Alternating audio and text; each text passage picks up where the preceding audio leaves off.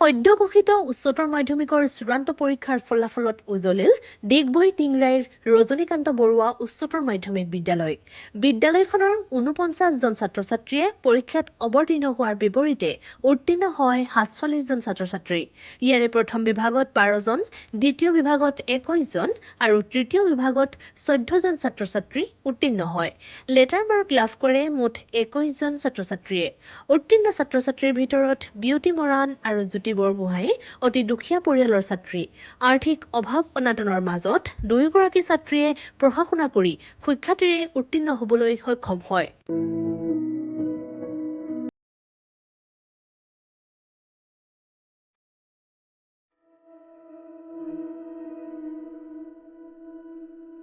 বিউটিয়ে ৮২.৬% আৰু জ্যোতি বৰগোহাঁই ৭৯.৬% নম্বৰ লাভ কৰে।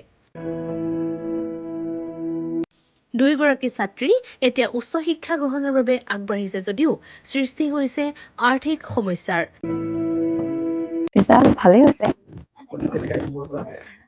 82.6 পাইছোঁ পাৰ্চেণ্টেজ। লেটাৰ 4খনত পাইছোঁ আৰু ইংলিছ, আছামিজ, ছচিয়লজি আৰু অট'মোটিভ। পঢ়াৰ ক্ষেত্ৰত মা পাপাহঁতে বহুতো সহায় কৰিছে, লগতে আমাৰ স্কুলৰ শিক্ষক শিক্ষয়িত্ৰীসকলে মোক বহুতো ছাপৰ্ট কৰিছে, সাহস দিছে, তেওঁলোকে মোক প্ৰেৰণা দিছে ভালদৰে পঢ়িবলৈ। লগতে আমাৰ গাঁৱৰ সকলো বেছিভাগ লোকেই মোক বহুতো সাহস দিছে, ছাপৰ্ট দিছে, গাঁৱৰ মানে সুনাম এটা কঢ়িয়াই আনিব বুলি আশা কৰে তেওঁলোকে। হয়, পঢ়া শুনা এনেকেই আৰু কামৰ মাজতে পঢ়া শুনা কৰোঁ, কামো কৰোঁ, সেইদৰে আৰু। পথাৰ অংক যাওঁ, ৰুইছোঁ। কাটিছোঁ।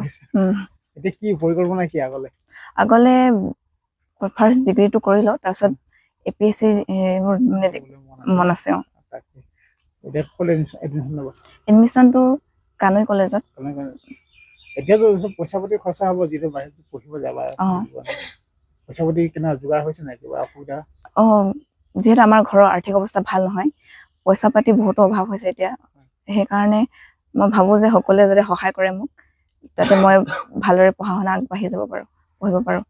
এইবাৰ স্কুলখনৰ নামটো কি আছে তোমাৰ? টিংৰাই ৰজনীকান্ত বৰুৱা উচ্চতৰ মাধ্যমিক বিদ্যালয়। বিশেষকৈ ছাৰ বাইদেউসকলে কাৰ নাম ল'বা?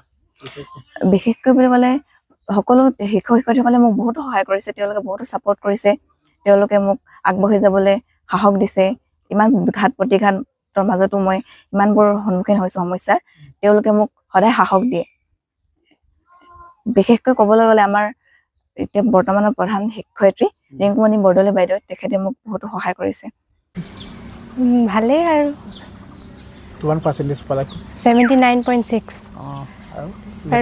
লেটাৰ 5 হেৰিটা ইলেক্টিভ ছাবজেক্ট চবতে আছে আৰু ক'ৰ ছাবজেক্ট আছামিছত, ইংলিছত নাপালোঁ খালি। প্ৰব্লেমটো হয়েই, ইমান দূৰ চাইকেল লৈ যোৱা, আকৌ ঘৰ এনেকৈ কাৰেণ্ট চাৰেণ্ট নাথাকে যায়গৈ, দিগদাৰ হয় বহুত। টকা পইচা দিগদাৰ হয় আৰু এনেকৈ খেতি। দেউতাই কি কৰে? দেউতাই সেনেকৈ টানি টুনি ঠিক যেন তেন কৰি দিয়ে আৰু যোগাৰ কাম। এইবাৰ ঘৰৰ কাম বনো কৰিব লাগে, কেনেদৰে পঢ়া শুনা সময়বোৰ উলিয়াইছিলে? পঢ়া শুনা মানে তেনেকৈ ৰাতিপুৱা অকণমান পঢ়া হয়, আকৌ গধূলি দেৰিকৈ পঢ়া হয়, চব খোৱাৰ পিছত আৰু সেনেকুৱাকৈ। ঘৰৰ বাৰীঘৰ কাম কৰা হয় নাই? কাম কৰা হয়, তেনেকৈ ঘৰৰ কামখিনি কৰিব লাগে আৰু। এতিয়া কি হ'ম বুলি ভাবিছা, পৰিকল্পনা কি আছে? পৰিকল্পনাটো বহুতে আছে, এতিয়া কি হয় আকৌ পঢ়া শুনাটো ভাল হ'লে আকৌ কানৈত পঢ়া হেৰি পোৱা ডাঙৰ কলেজ এখনত পঢ়িব মন আছে। এতিয়া এডমিশ্যন পোৱাৰ ওপৰত কথা, আকৌ দেউতাও পঢ়াব নোৱাৰে যে, সেনেকৈ টকা পইচা দিগদাৰ হৈ যায়। তথাপিও কানৈতে পঢ়িম বুলি ভাবিছা? কানৈতে পঢ়িম বুলি ভাবিছোঁ। এতিয়া কি হ'মগৈ বুলি ভাবিছা ডাঙৰ হৈ? মোৰতো LLB কৰিব মন আছে, এতিয়া কি হয় আকৌ। টিংৰাই ৰজনীকান্ত উচ্চতৰ মাধ্যমিক বিদ্যালয়। স্কুলত কোনে কোনে সহায় কৰিছিলে? স্কুলৰ কিবা নাম ল'বা? স্কুলত চবেই সহায় কৰিছিলে, আলপনা বাইদেউ, মবৰুৰ ছাৰ, ৰিংকু মিছ, তাৰপিছত পল্লৱী মিছ আৰু আমাৰ মণিষা মিছ, সোণমণি মিছ, এনেকৈ চবেই সহায় কৰিছিলে। আমাৰ টিচাৰখিনি মানে বহুত ভাল আছে, মানে একদম ঘৰুৱা পৰিৱেশ এটা দিয়ে, মানে বহুত ছাপৰ্ট কৰে। তেওঁলোকে আমাৰ পৰা আশা কৰে কাৰণে আমি ইমানখিনি কৰিব পাৰিছোঁ আজিলৈকে। যদি আশা নকৰে মিছেটি, তেতিয়া আমি পিছতে থাকি গ'লোহেঁতেন। মিছেটি ইমান হেৰি সহায় কৰাৰ কাৰণে আৰু ইমানখিনি। গতিকে সদাশয় ব্যক্তিৰ সহায় সহযোগ পালে উচ্চ শিক্ষা গ্ৰহণত ছাত্ৰী দুগৰাকীয়ে কিছু সকাহ পাব। ভালেই লাগিছে, ছোৱালীজনী পাছ কৰিলে, তেওঁ আগলৈ আগবাঢ়ি যাওক। ভালদৰে পাছ কৰিছে। কোন হয় ভাল ভিডিঅ' লাগিছে। ভিডিঅ' আপোনাৰ কোন হয় মই আইতাক হৈছোঁ, আইতাক আছে নাতি নাতিনী হৈছোঁ। তাকে তাইক দেখি আৰু পিছৰবিলাকো যেন আগবাঢ়ি যায় তেনেকৈ সেইটো কামনা কৰিছোঁ আৰু তোমাৰ ৰিজাল্ট ভাল কৰিব বুলি আগতে ভাবিছিলে নাই ভাবিছোঁ তাইক আগৰ পৰা আগতে পঢ়াত ভাল পঢ়াত ভালেই।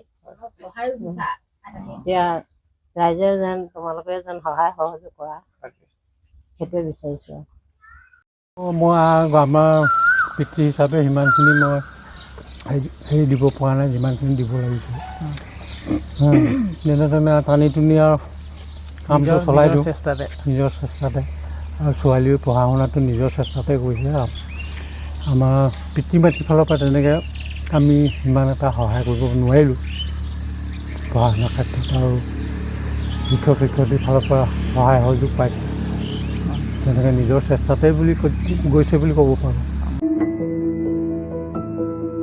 Bureau report B+ NE